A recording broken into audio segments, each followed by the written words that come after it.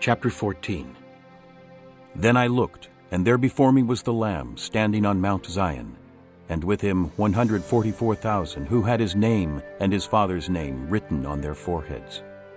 And I heard a sound from heaven like the roar of rushing waters, and like a loud peal of thunder.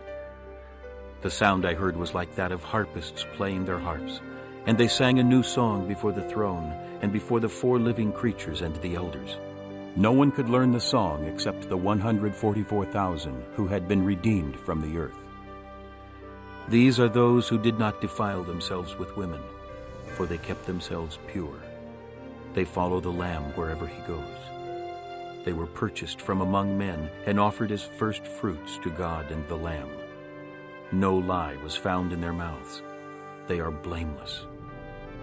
Then I saw another angel flying in midair, and he had the eternal gospel to proclaim to those who live on the earth, to every nation, tribe, language, and people.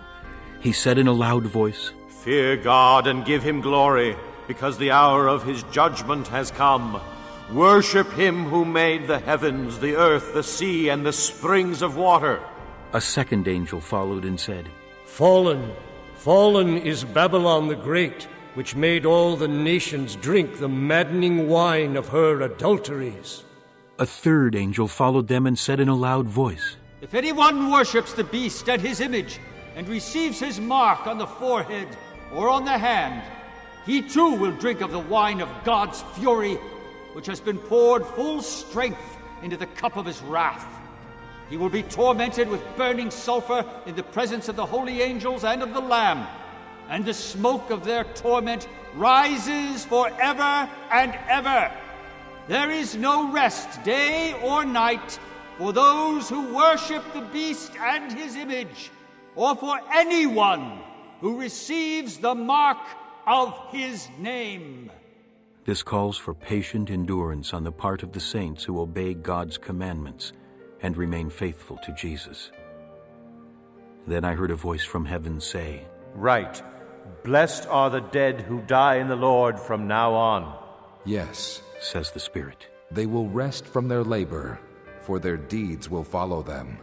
I looked, and there before me was a white cloud, and seated on the cloud was one like a son of man, with a crown of gold on his head and a sharp sickle in his hand. Then another angel came out of the temple and called in a loud voice to him who was sitting on the cloud, "Take your sickle and reap, because the time to reap has come, for the harvest of the earth is ripe." So he who was seated on the cloud swung his sickle over the earth, and the earth was harvested.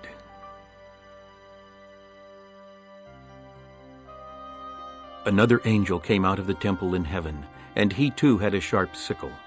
Still another angel, who had charge of the fire, came from the altar and called in a loud voice to him who had the sharp sickle, "Take your sharp sickle and gather the clusters of grapes from the earth's vine, because its grapes are ripe."